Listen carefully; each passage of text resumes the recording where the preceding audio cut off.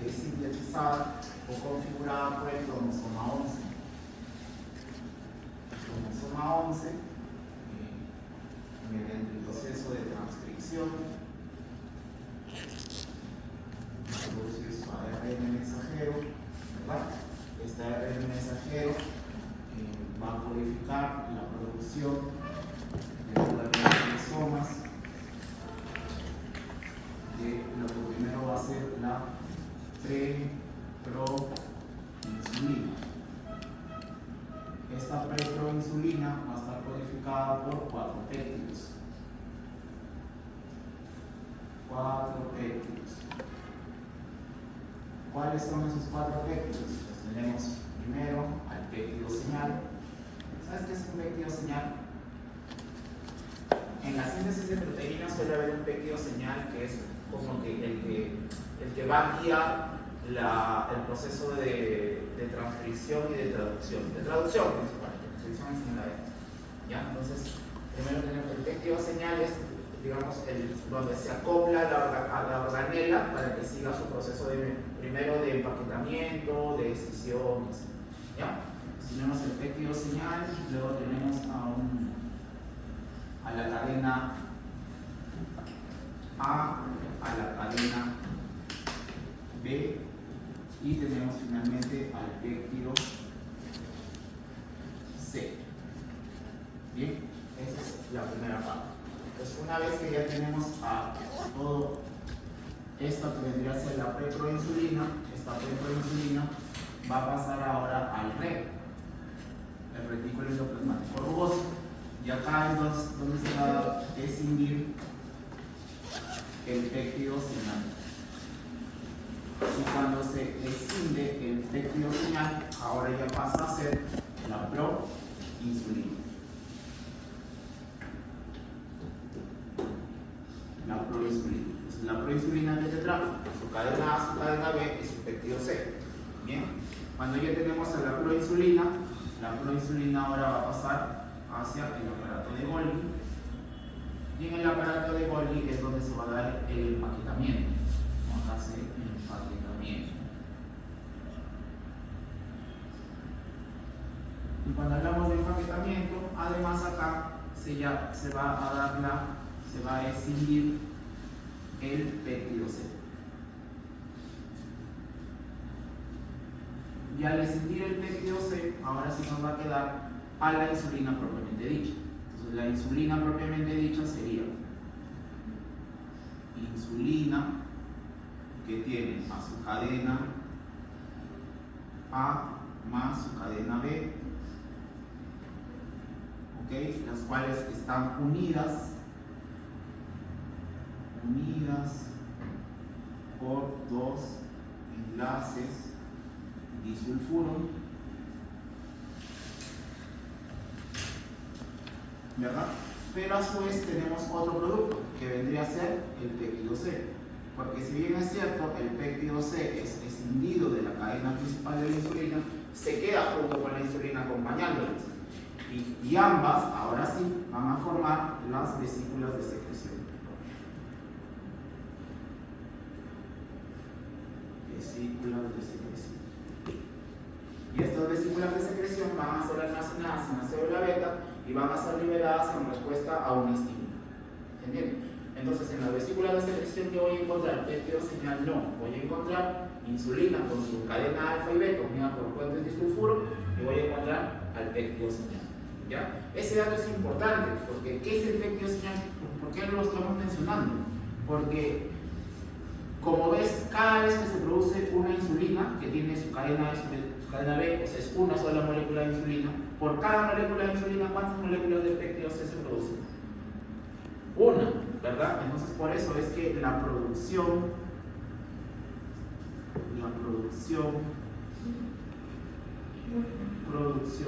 y liberación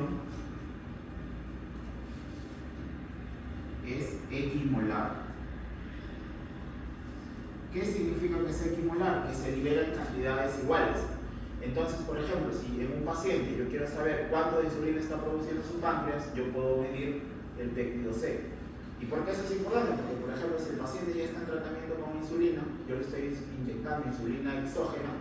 Entonces, si yo mido la cantidad de insulina, voy a medir la cantidad de insulina exógena, pero no sabré cuánto es la insulina que realmente está produciendo ese paciente. Pero si yo mido el péptido C, como sé que por cada péptido C se produjo una insulina, me da una medida indirecta de la cantidad de insulina que produce ese paciente. ¿Se entiende la diferencia? Otra diferencia es que en la diabetes mellitus existen hay varios, pero hay dos tipos principales, la 1 y la 2. En la 1 es porque no hay producción de insulina, y en la 2 hay resistencia a la insulina. Entonces en realidad puedes tener exceso de insulina, solo que las células tienen resistencia a la misma. ¿En cuál de ellas esperarás que el péptido C esté disminuido? En la tipo 1, porque en la tipo 1 no se produce insulina, si no hay insulina no hay péptido C. En cambio, en la tipo 2 podrías encontrar un péptido C normal o incluso incrementado. ¿Ya? Esa es la utilidad. Entonces, interno, básicamente te van a preguntar, la que acuerdes. ¿Ya? Ahora vamos a hablar de cómo es el mecanismo de secreción. Entonces, el estímulo para la liberación. Tenemos estímulos. Los estímulos pueden ser positivos o pueden ser estímulos negativos. Entonces, primero hay que aprender los estímulos positivos. El estímulo positivo principal es la hiperglicemia. El incremento de la concentración de la glucosa en la sangre es el estímulo principal para la liberación de la insulina.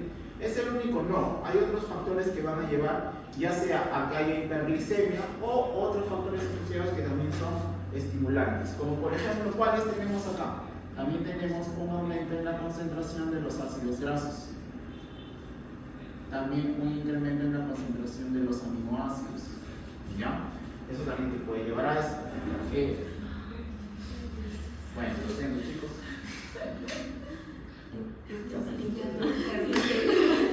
Linterna. El domingo en la noche de clase. No tengo guardia.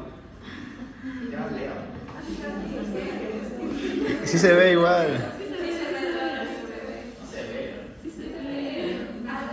Ah, no se ve. Bueno. Ya entonces les decía, el estímulo principal. Abre la puerta entonces, algo de luz.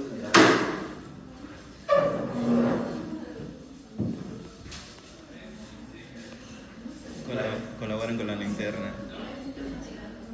El estímulo principal para la liberación de la insulina habíamos dicho que era la hiperglicemia, pero también tenemos el aumento de la concentración de los ácidos grasos, el aumento de la concentración de aminoácidos. También tenemos por acá la estimulación del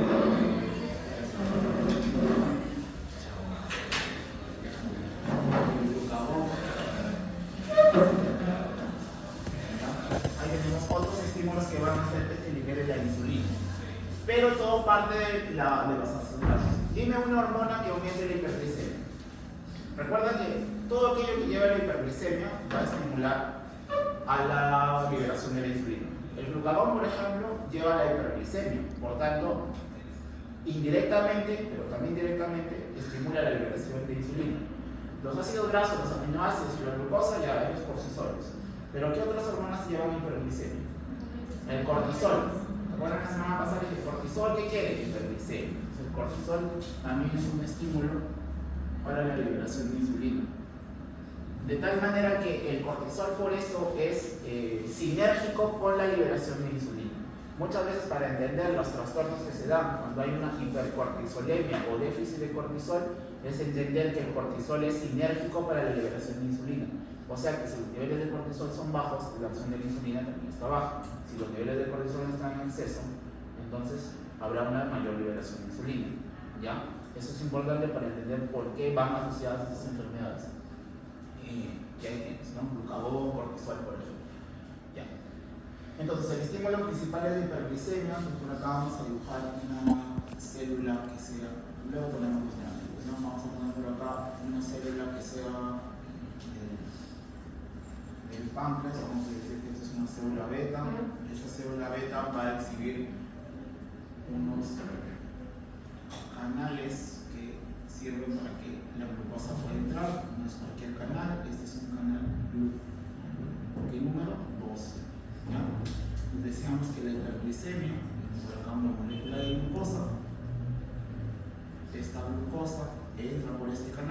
¿Qué tipo de transporte será?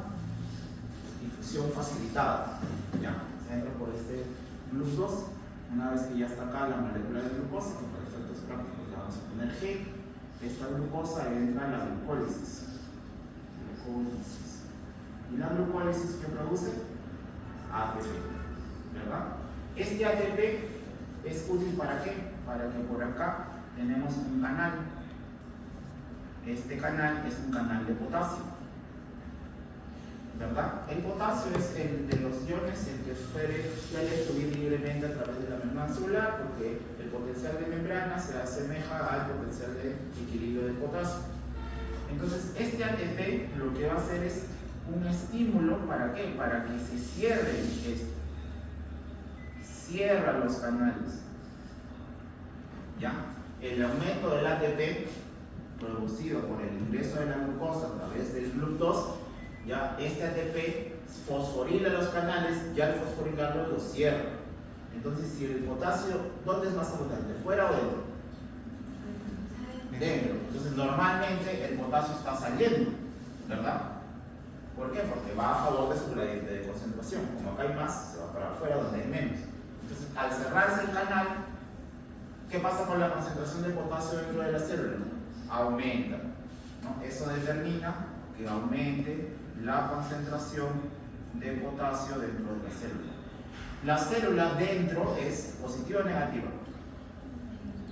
Negativa. ¿Y cómo se le llama cuando se invierten las cargas?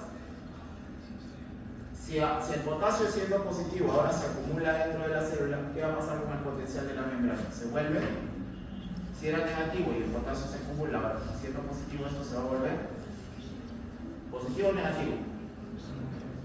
Partiendo de que la célula es negativa por dentro, así es su potencial de membrana en condiciones normales. Si ahora se acumula el potasio siendo positivo, ¿qué pasa con la carga de la membrana? Se vuelve positivo. ¿Y a eso cómo se le llama? La inversión de las cargas, despolarización. Entonces, la elevación de la concentración del potasio dentro de la célula me va a llevar a despolarización. ¿Qué ocurre con esta despolarización? Pues que ahora esto se vuelve positivo y esto se vuelve negativo, y esta despolarización es el estímulo para que ahora se abran otros canales. Y esos son unos canales dependientes de voltaje, que son canales de calcio. ¿Dónde el calcio es más abundante? ¿Fuera o dentro de la célula? Vamos chicos, que tienes que saber. Fuera de la célula. Por tanto, si se abren los canales, entra el calcio. ¿Qué pasa ahora con la concentración de calcio intracelular? Sube la concentración del calcio intracelular. Y el incremento de la concentración del calcio hace que las vesículas que ya estaban formadas, cargadas con insulina,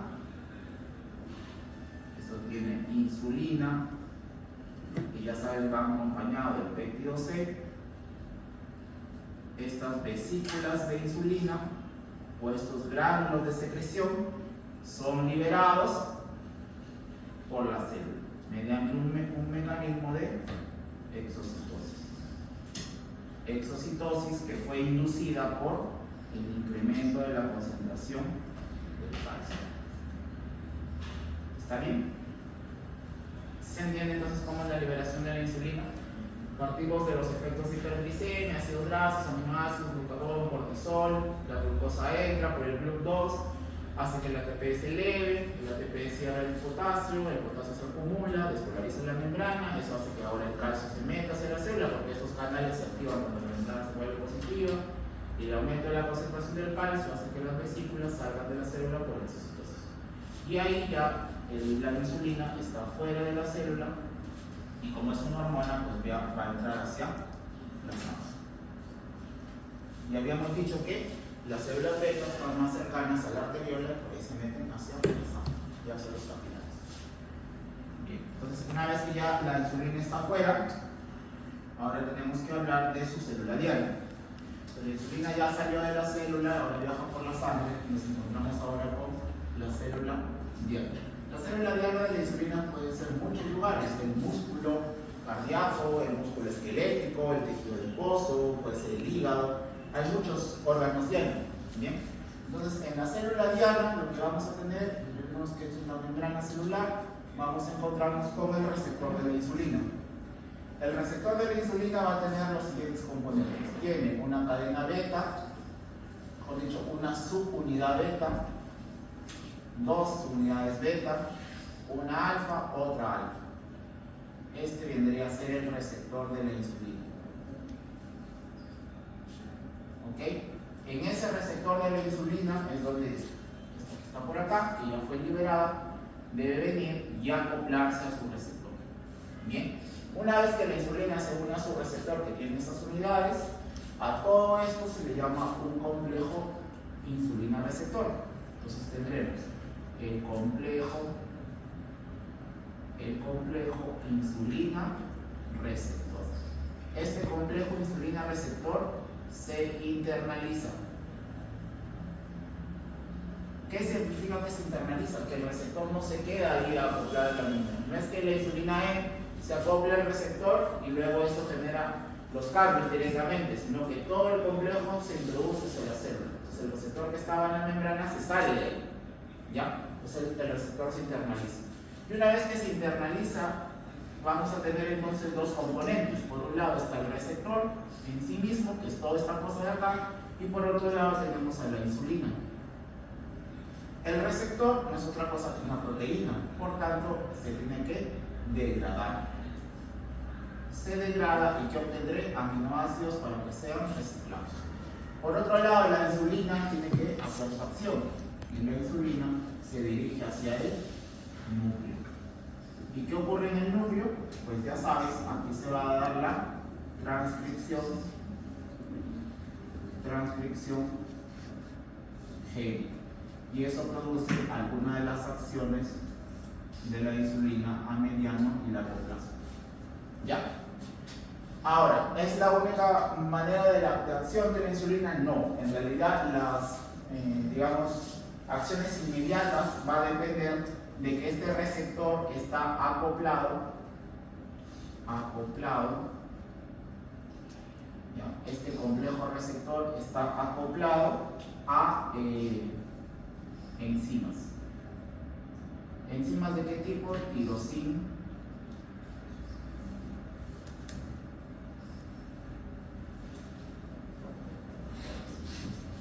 acoplado a enzimas que producen fosforilación. ¿De qué? De múltiples vías de señalización. A diferencia de algunas hormonas, la insulina tiene varias vías de señalización, como por ejemplo acoplado a proteínas G, también acoplado a fosfolipasas, también acoplado a proteinsinasas. ¿Ok? Entonces estas enzimas inducen fosforilación, son enzimas tirosinasas, llevan a múltiples de estas fosforilación de segundos mensajeros y eso lleva a sus acciones. Tenemos, digamos que estas serían las acciones inmediatas y estas serían las acciones inmediatas porque depende de la transcripción génica previa. ¿Bien? ¿Se entiende hasta ahí? ¿Todo bien? Ya. Entonces, ¿y qué factores había quedado incompleto? ¿Qué factores van a inhibir entonces la secreción de la insulina? Pues si la principal es la hiperglicemia, lógico pensar que la principal será la hipoglicemia. La hipoglicemia, la disminución de los ácidos grasos, también la disminución de los aminoácidos, ¿ya? También la somatostatina,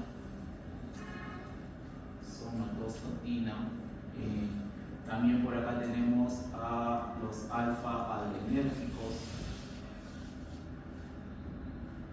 ¿Quién me dice por qué los alfa-adrenérgicos? Es lógica, no hay que pensar mucho. ¿Quién es uno de los alfa-adrenérgicos? ¿Qué tipo de hormonas? Adrenalina, noradrenalina, ¿verdad?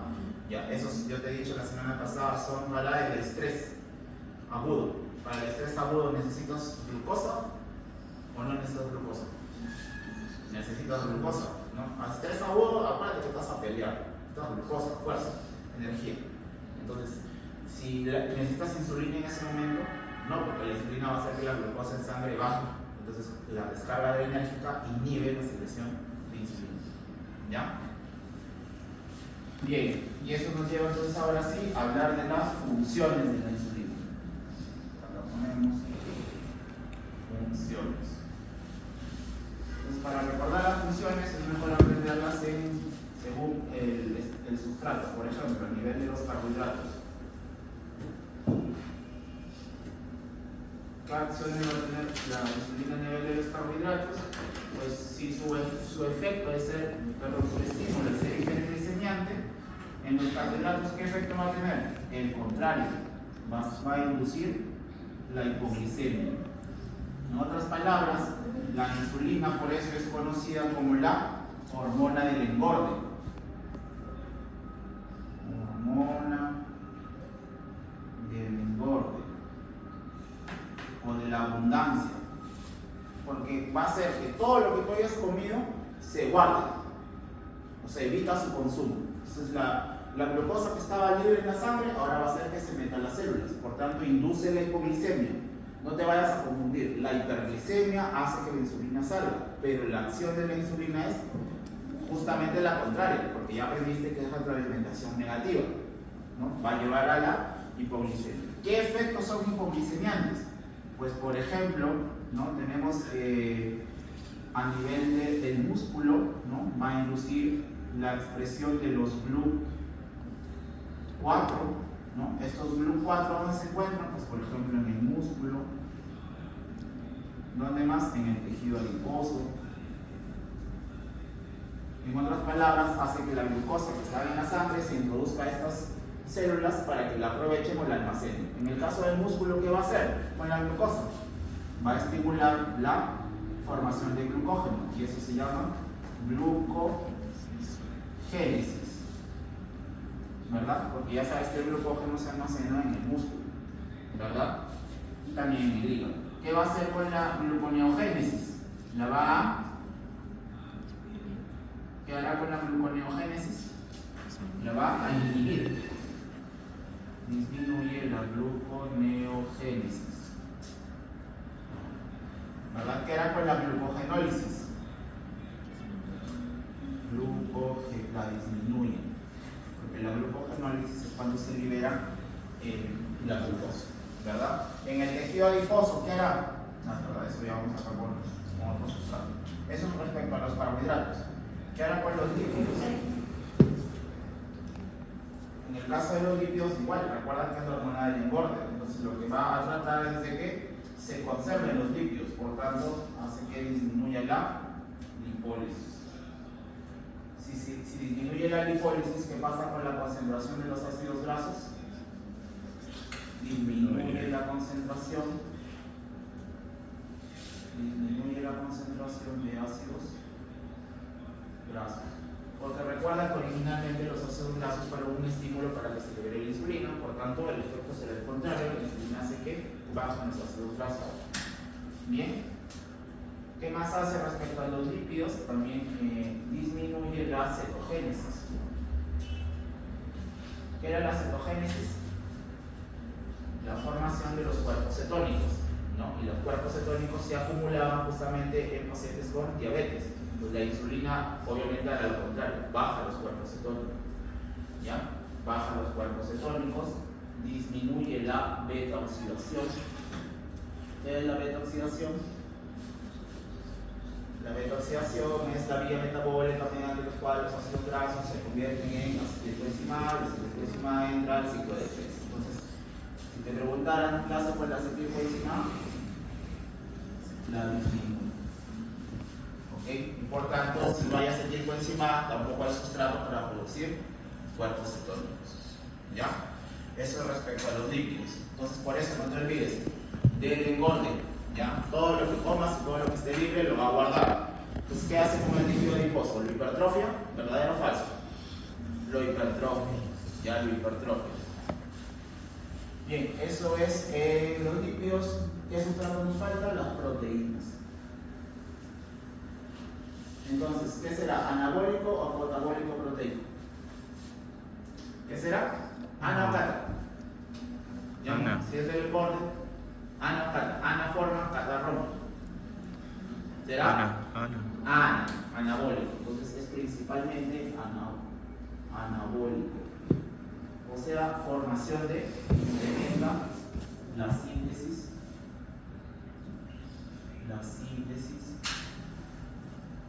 de proteínas. La síntesis de proteínas. ¿Ya? Acá me había olvidado otro importante, son las incretinas. ¿Qué son las incretinas?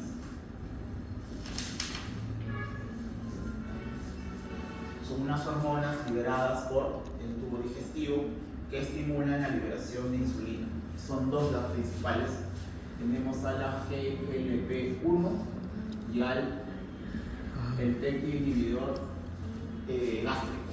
Ya, GLP-1, que es el péptido similar al glucagón tipo 1, y el otro es el péptido inhibidor gástrico. Obviamente, esta es secretada por el estómago y esta del GLP-1 es secretada por el yeyuno hídrico. Ya, estas dos lo que hacen es, como son hormonas, se liberan hacia la sangre y hacen que el páncreas libere una mayor cantidad de insulina. Es por eso que una persona responde mejor a una carga de glucosa oral que a una carga de glucosa endovenosa. Si yo te inyecto glucosa directamente a la vena, voy a estimular que salga la insulina, sí, porque te voy a llevar a la hiperglicemia, pero si te doy de comer azúcar, es más efectiva, porque aparte de que se absorbe y eso eleva tu glicemia, hace que se libere GLP-1 y GIP. Entonces se potencia la liberación de la insulina. ¿Ya?